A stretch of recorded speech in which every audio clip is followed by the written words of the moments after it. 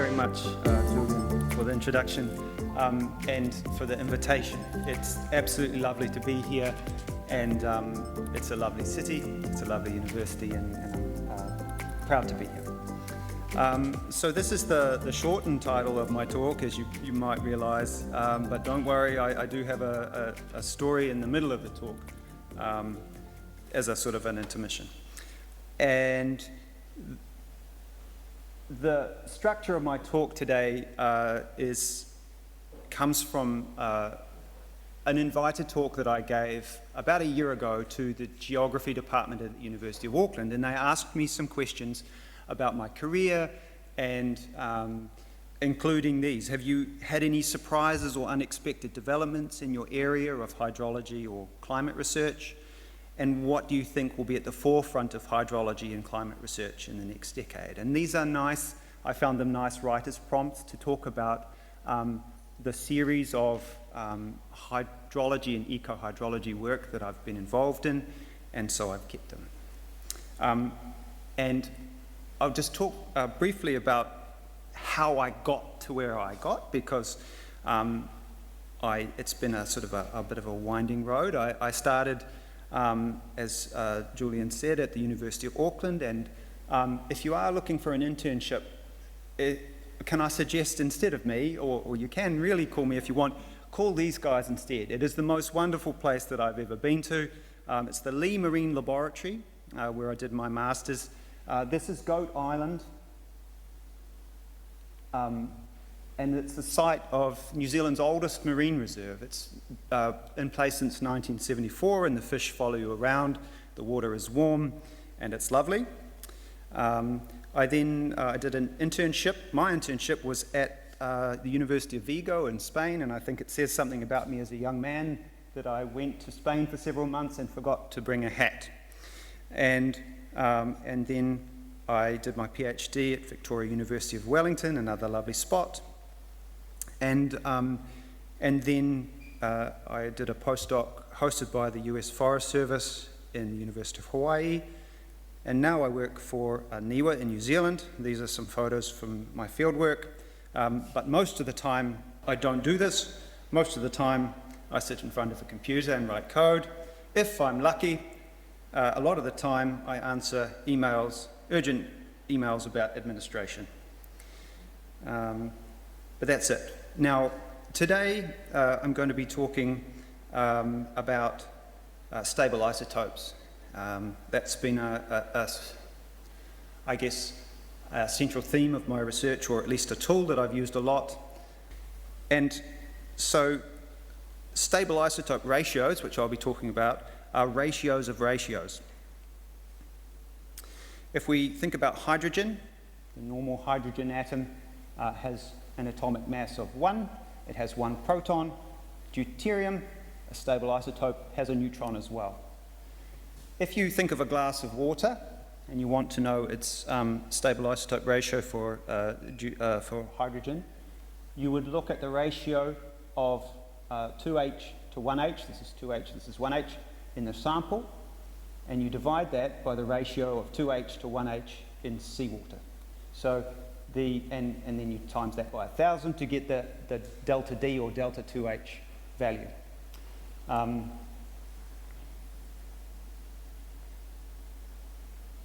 So this extra neutron, or neutrons, don't make a lot of difference to the chemistry of the atom, how it behaves chemically, but it can make a difference, or the extra mass of that neutron can make a difference.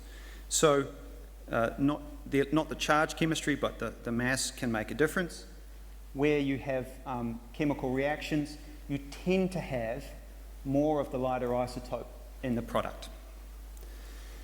And we can use this in hydrology. So here's an example of an energy hill, as I just showed in the previous slide. This is the energy hill here. Here we have evaporation off the surface of the ocean.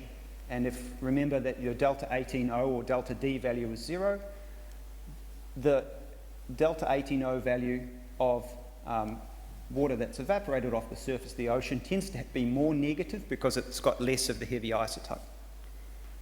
As that water passes over the ocean and hits land and starts raining, and it starts raining as it moves over the land, we get progressively more negative values in the clouds because the heavier isotopes tend to rain out first.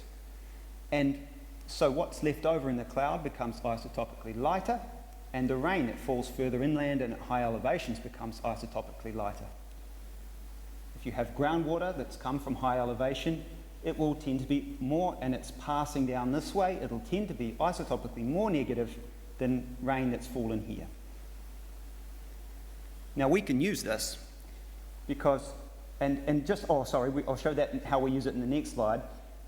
Here's New Zealand as an example, and this is some maps of the isotope values of rainfall.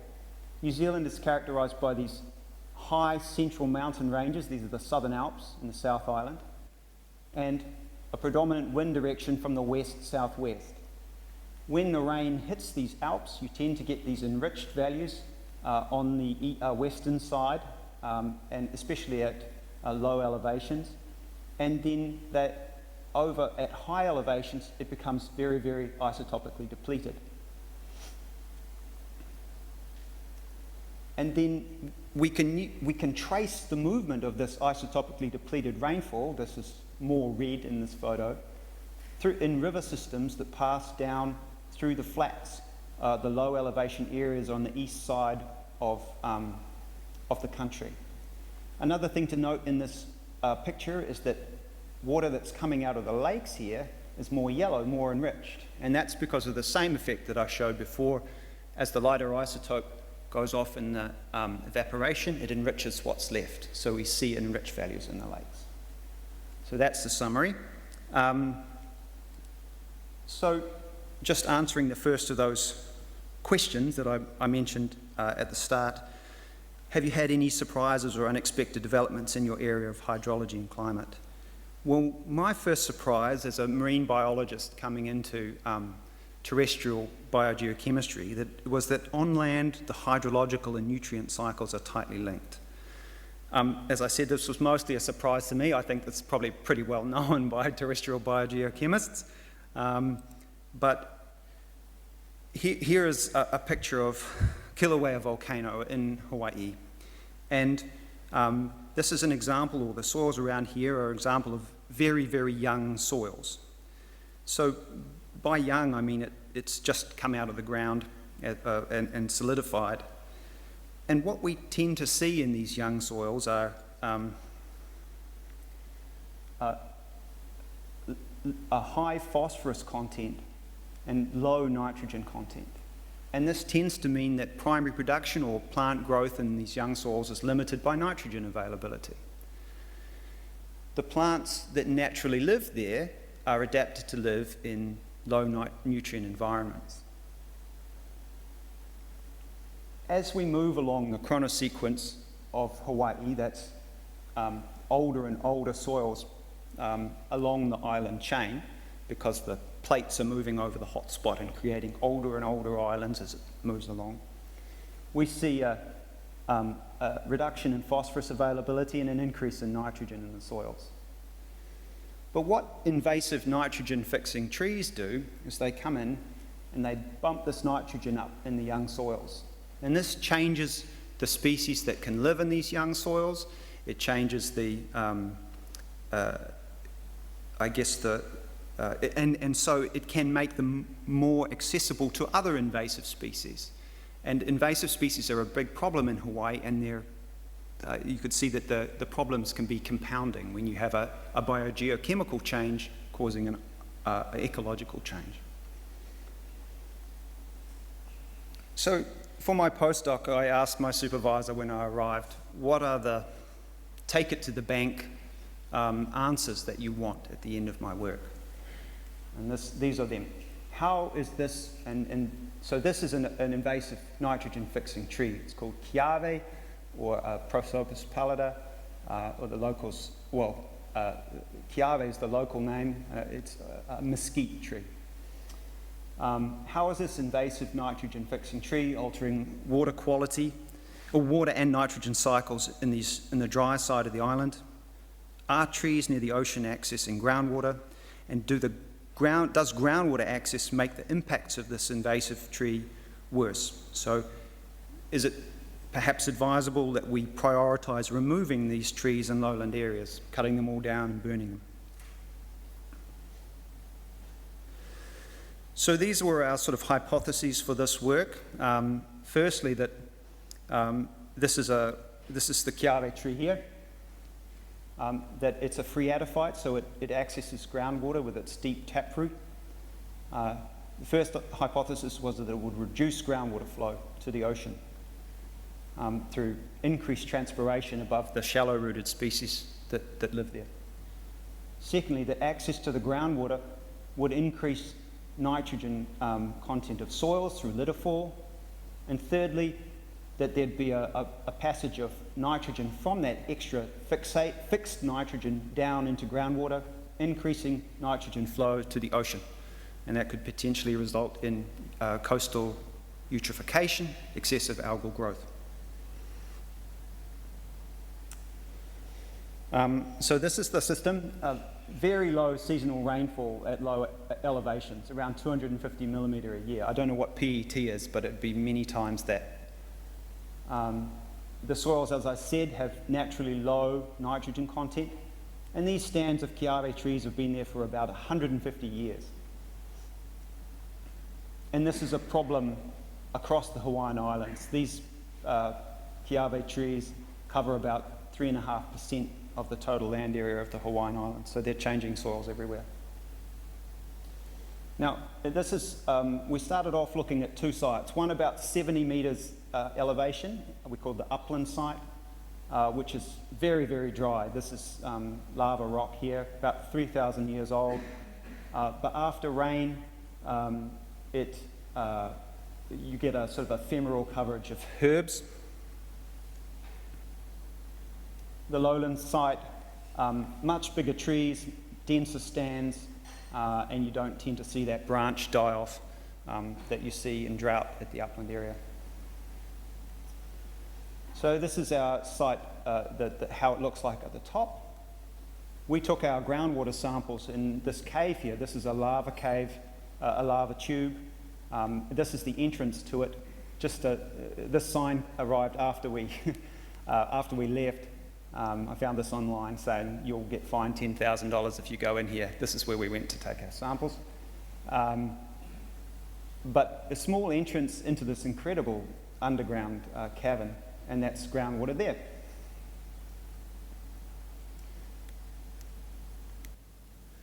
So our first effort was to just, well, it wasn't, we actually did this several months in, but we used soil resistivity to see that this is the only groundwater available, and it sits down near sea level. We then, I then measured the delta 18O stable isotope value for, delta 18O for groundwater, and that's the triangles along the bottom here. For precipitation, that's the circles, black and open up here, and then compared that with stem water in upland trees, that's the solid line, and then lowland trees. And this is a drought period probably in this area here. And you can see that those lowland trees are sticking close to the groundwater value, and the upland trees are staying near rainfall. We couldn't really look at soils because there really wasn't a lot of soils, and we didn't think that the trees were using a lot of the soil water because at least not the soil water we could get at. It was just a tiny little bit, and I think they were getting their roots down into deep cracks and getting water that we couldn't get at. So really, we had a few soil samples, but mostly we just looked at precip for a comparison. Then finally, we laid out a grid of and took trees across a grid and made a map based on the isotope values of stem water of where the trees could access groundwater. So it's story time now. When we were when we were doing this sampling, this is my supervisor, Dr. Flint Hughes from the Forest Service, and he had a new girlfriend when I took on the job, and she told him, she was local, and she told him that she needed a goat. And so we were out there, and the little baby goat had lost its mother and was running past, and he said, "We have to catch it." And I said, "Okay," and I ran after it, and we caught it. And then, unfortunately, the field site is 2 hours away from the Forest Service base in Hilo in Hawaii. And if you learn anything from this talk, I would suggest never ever put a wild animal in the back of a vehicle for a long car ride, because the little fella peed everywhere and fell over every time we went around a corner, and the whole thing was awful for it, and it was awful for us, and it was just a terrible scene. Now, resistivity work, this sort of work, is heavy work, and it involves laying out a long electrical cable and then putting pins in the ground, some of which a current is put through, and some, I believe, it's not my area, but I used to measure the resistance of the rock at different depths. It's heavy work, particularly because you need a really good connection between the line and the pins. And to do that, we were getting clay, mixing it with salt water and packing it around the connection. And then we would put a diaper, I don't know what you guys call it, but a nappy or diaper, soaking it in salt water and wrapping it around the whole thing. And because it was such heavy work, we got students to come and help us. And they were lugging these buckets of water. And then one of them said, "I found a goat. I found a baby goat. The goat's lost its mum. It's following me around. It thinks I'm its mum, and I want to take it home." And I said, "No, we're not doing this again. This was a terrible idea the first time. We're certainly not doing it twice." And I said, it'll pee everywhere. It'll fall over. It'll bar. It'll be just nightmares. 2 hours to get back to base. And he said, "I know what to do." And he got one of the diapers and he put it on the goat, and he gave the goat a cuddle, and it fell asleep in his arms on the way home. It was the happiest little goat ever, and it grew up in his backyard, and it was a really happy ending. It was a happy ending for both goats. It was a harder road for the first one. And that's the end of the story. I'll carry on with the science.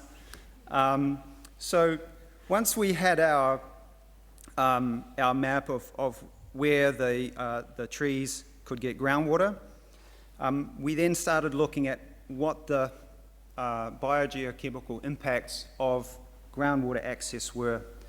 We looked first at this is a complicated slide, but we looked at various measures of tree physiology, total nitrogen in the leaf, phosphorus in the leaf, the delta 15N value, which you can use to work out nitrogen fixation at a stand scale.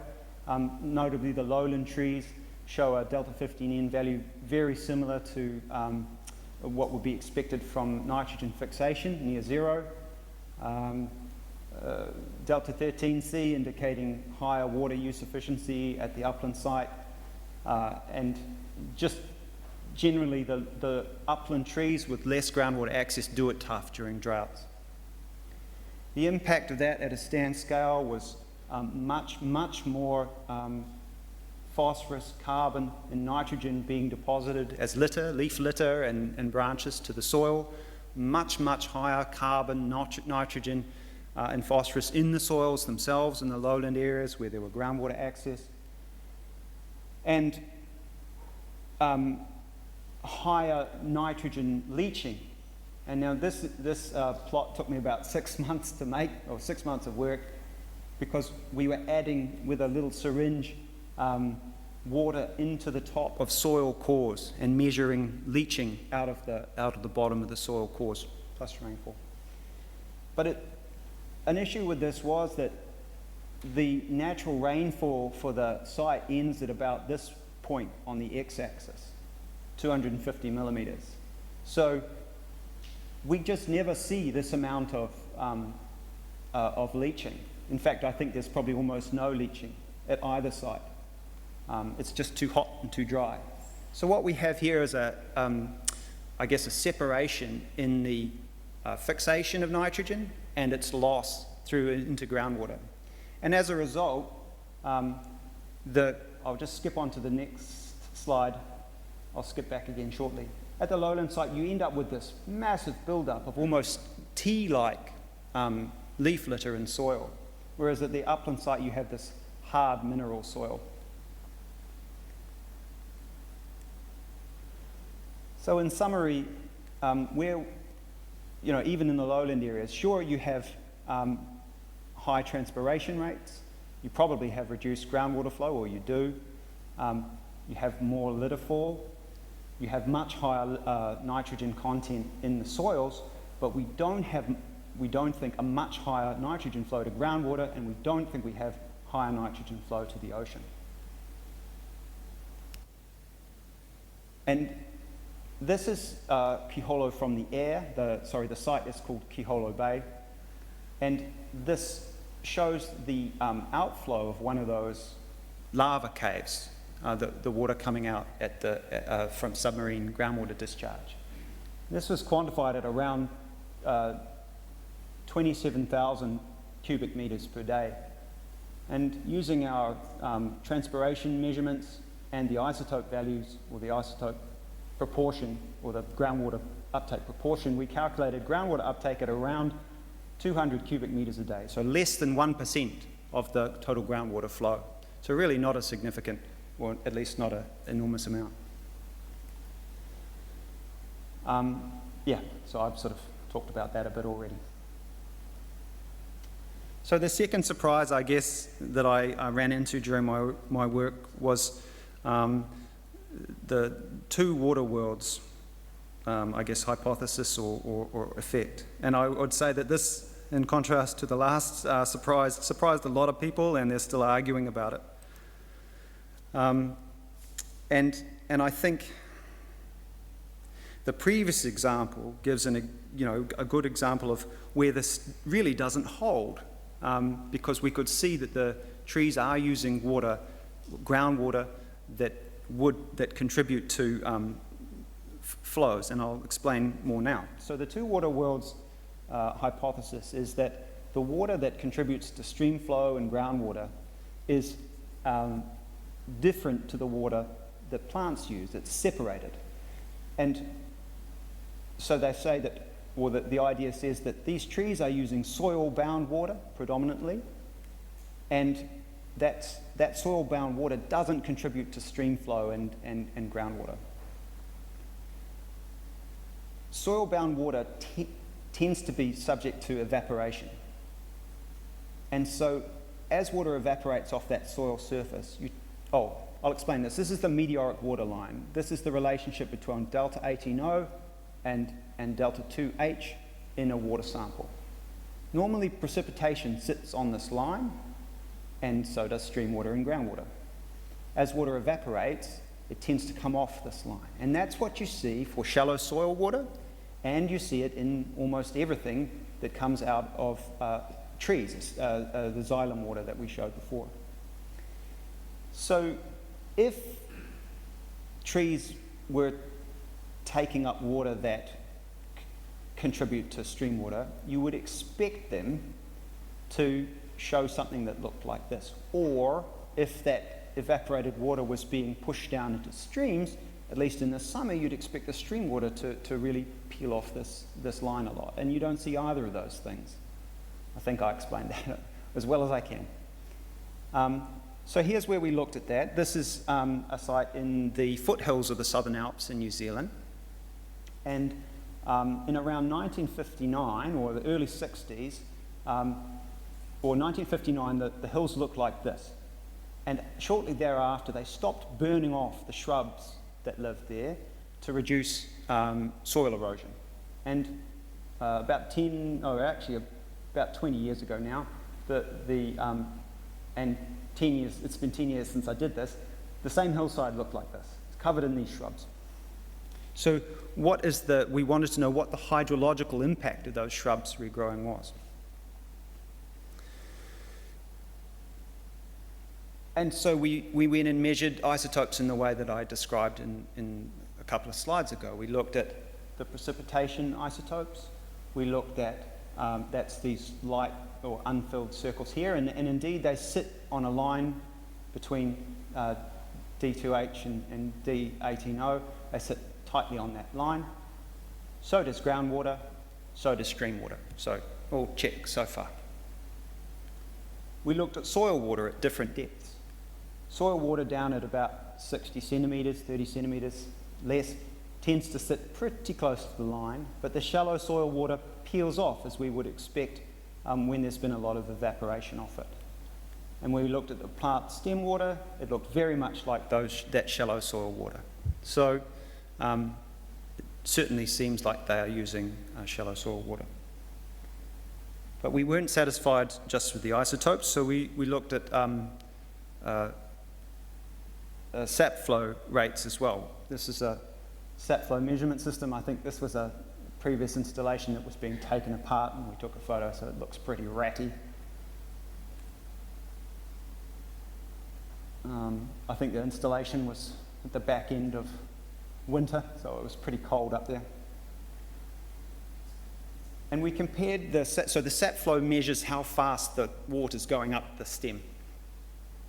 And we compared the sapflow to soil various parameters, but including soil moisture at different depths. This is sapflow here.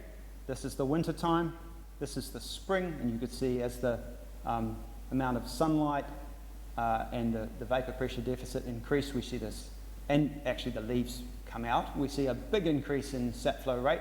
The trees are using a lot of water. As there's a bit of a drought in late summer and the soils dry out, we see a reduction there's the shallow soils dry out, we see a reduction in sapflow. And this matched what we saw with the isotope values. So, and when it rained again in late January, we see that picking up. So the sapflow data in this case, supported what we saw with the isotope data.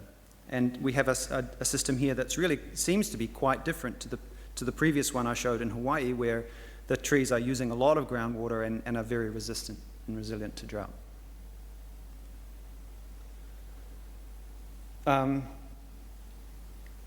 So another question that I had and that I sort of thought was quite nice is, what do you think will be at the forefront of hydrology and climate research in the next decade? Now, I don't think I've, got anything incredible to tell you here, but I think it's normal that new technology will allow us to answer long-standing questions. And in hydrology, I think we're fortunate to have a paper published a few years ago where a lot of the leading minds in the field got together and came up with those long-standing questions, unsolved problems in hydrology. And I'm just going to pick one, which was number 14. What factors contribute to the long-term persistence of sources responsible for the degradation of water quality? And this is something that's really pertinent in New Zealand, where we have a lot of intensive agriculture, and we have degradation of water quality caused by nitrogen. And there are efforts being made to improve the water quality through things like riparian strips and reductions in nitrogen additions to soils with varying effect. I found a nice paper that describes this, and I will just show you why it seems that understanding the age of water in rivers would help to explain this. Here's these plots over on the right-hand side show the trajectory of nitrogen addition and then nitrogen reduction in some catchments. And on the y-axis, I'm sorry, there are no labels, is the concentration of nitrogen in the stream flow coming out of those catchments. So I'll just use an example of one which I think has a low or a lot of young water in the river.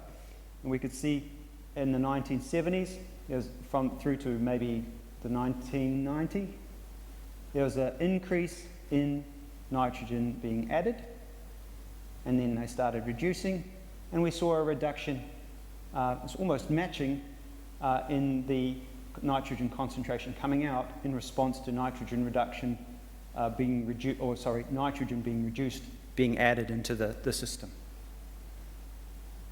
Up here we could see that even though the nitrogen being added was reduced, we don't see a big reduction, this is in Canada, we don't see a big reduction in concentration. And over here we see even when the nitrogen is, well, really they've just stopped adding more nitrogen, the concentration in the river continues to rise. These last two examples would indicate that there's a significant storage component in those catchments where the nitrogen being added is building up and up. Whereas this one would have more young water, and so it's a younger, lower transit time, and so there's a faster response. So we want to understand really across New Zealand, what the age of the water in the catchments is, to understand how they'll respond to changes in nitrogen addition. This can adjust expectations for recovery times following implementation of policy and direct mitigation efforts.